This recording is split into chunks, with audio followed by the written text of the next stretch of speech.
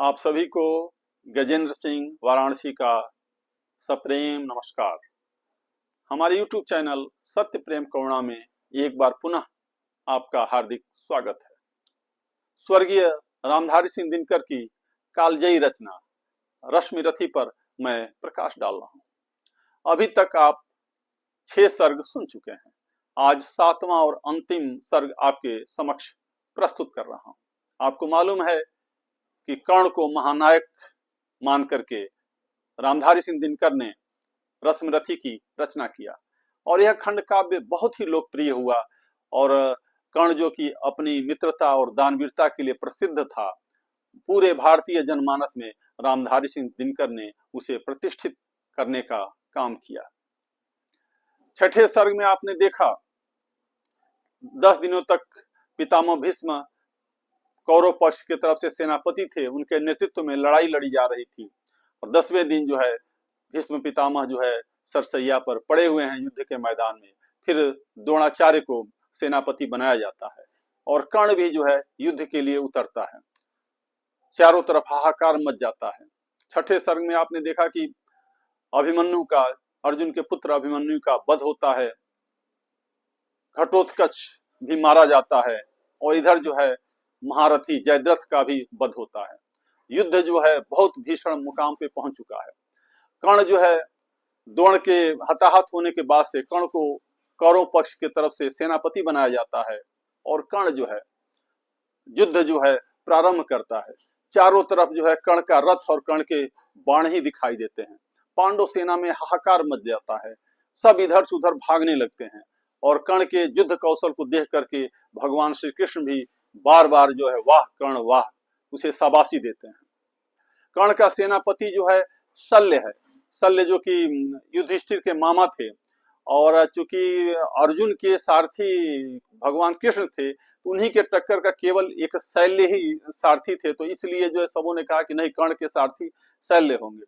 लेकिन शल्य एक काम ये करते हैं कि हमेशा जो है कर्ण का मनोबल गिराते हैं, कहते हैं कि तुम युद्ध नहीं कर पाओगे, तुम अर्जुन का मुकाबला नहीं कर सकते हो, कभी भी उसका मनोबल नहीं बढ़ाते हैं, जिससे जो है वो विपरीत प्रभाव पड़ता है। अगर आप किसी का बार बार मनोबल गिराएंगे तो उसका परफॉर्मेंस जो है भी खराब होने लगता है। लेकिन कर्ण का वो सब कुछ जानता है, कर्ण का इसके ऊपर कोई असर नहीं पड़ता है और वह जो है भयानक युद्ध करता है। पांडव की सेना भागने लगती है। इसी दौरान जो है युधिष्ठिर सामने आते हैं और थोड़े ही देर के बाद से वह युधिष्ठिर को बंदी बना लेता है।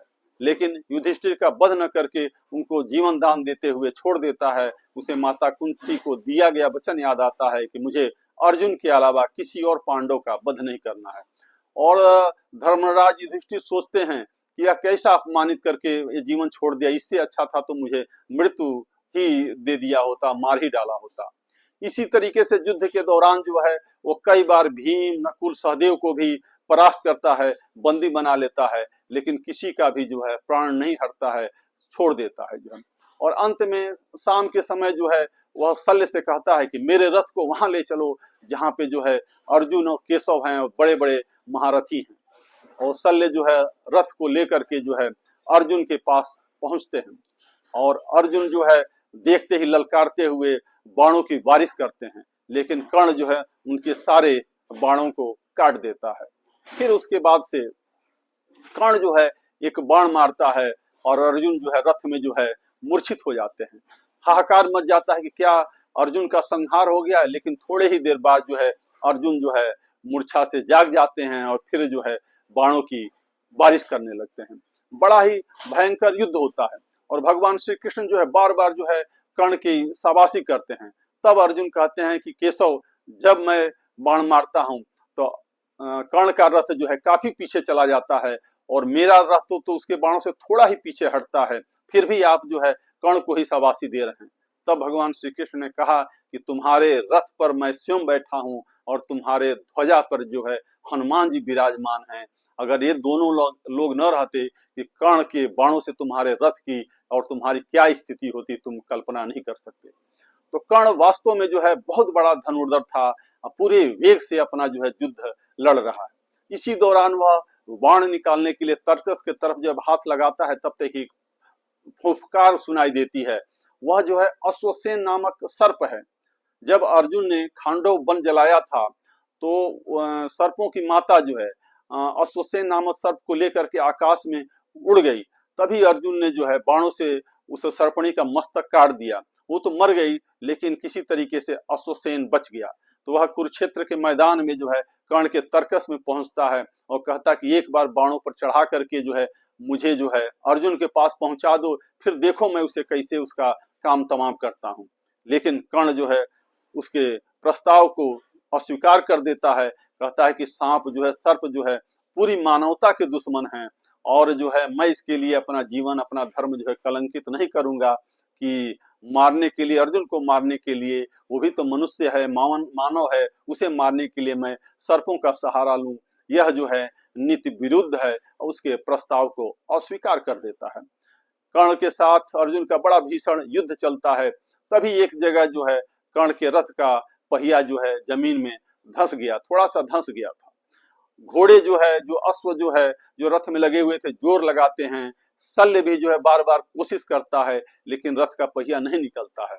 तब जो है राधे कर्ण जो है रथ से नीचे उतरता है और पहिए पर हाथ लगाता है निकालने के लिए। जो है मही डोली सलील आगार डोला, भुजा के बल से सारा संसार डोला, मगर डोला न जो चक्का धसा था, चला जा रहा था नीचे धसा था। लेकिन निकलने के स्थान पर वह रथ का पहिया जो है और जो है नीचे चला जा रहा था। और उस समय जो है कर्ण के पास धनुष और बाण जो है रथ में छोड़ दिया था, एकदम निहत्था था, उसके पास कोई भी अस्त्र शस्त्र नहीं था। तभी जो है भगवान श्री कृष्ण जो है अर्जुन को ललकारते हैं कि सरासंतान बस अवसर यही है, घड़ी फिर मिलने को नहीं है, कोई विसिक गले से पार कर दे, अभी ही शत्रु का संहार कर दे। और अर्जुन बड़े धर्म संकट में पड़ जाते हैं। कहते हैं केशव, यह तो धर्म युक्त युद्ध नहीं होगा, वह निहत्था है और निहत्थे पर मैं कैसे बाण चलाऊं, यह तो धर्म के विरुद्ध होगा। तब कृष्ण कहते हैं कि तुम धर्म अधर्म की चर्चा छोड़ो, इस समय जो मैं कह रहा हूं वही करो, जो है तुरंत जो है शत्रु पे जो है वार करो, जो है वरना जो है फिर कोई अवसर नहीं मिलेगा। तब जो है कर्ण जो है कृष्ण से कहता है कि केशव, आप तो धर्म के रक्षक हैं, कैसी शिक्षा दे रहे हैं और एक निहत्थे आदमी को बाण चलाने को कह रहे हैं, यह तो युद्ध नीति के विरुद्ध है। तब भगवान श्री कृष्ण कर्ण से कहते हैं कि जिस समय जो है अभिमन्यु को तुम लोगों ने मारा, उस समय तुम्हारा धर्म कहाँ चला गया था?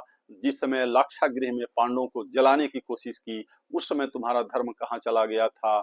जिस समय जो है द्रौपदी का चीरहरण हो रहा था, उस समय जो है धर्म की बात क्यों नहीं आई? तो जो जीवन भर अधर्म का साथ देता रहा हो, उसे धर्म की चर्चा करने का कोई अधिकार नहीं है।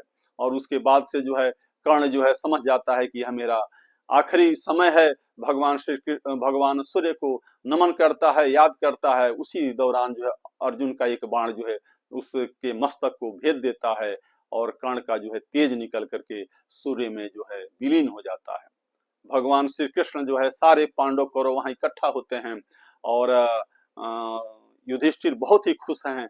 तब भगवान श्री कृष्ण कहते हैं कि कर्ण जैसा मित्र, कर्ण जैसा दानी दुनिया में कभी कभी ही पैदा होते हैं, इसकी प्रशंसा होनी चाहिए।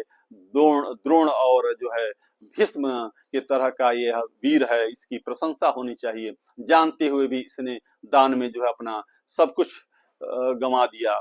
तो कर्ण की भगवान श्री कृष्ण प्रशंसा करते हैं और इसी के साथ जो है कर्ण के महाप्रयाण के साथ ही जो है सातवां अंतिम सर्ग समाप्त होता है। रामधारी सिंह दिनकर ने बहुत खूबसूरती के साथ रश्मिरथी की रचना की और कर्ण को महानायक के रूप में प्रस्तुत किया। उसके तमाम युद्ध कौशल के साथ साथ उसकी दानवीरता को उजागर किया और कर्ण जो है सदा सदा के लिए अमर हो गया। इसी के साथ जो है रश्मिरथी का 7वां अंक आज समाप्त होता है। डिस्क्रिप्शन में 7 अंक के लिंक मिल जाएंगे। आप जो है 10-10, 12-12 मिनट का वीडियो है, आप सुने, बहुत ही अच्छा प्रसंग है, बहुत अच्छा एक महाभारत नए सिरे से आपको जो है सुनने को मिलेगा। इस वीडियो में अंत तक मेरे साथ बने रहे। मैं हृदय से आपका अनुग्रहित हूँ। मेरा सादर प्रणाम स्वीकार करें।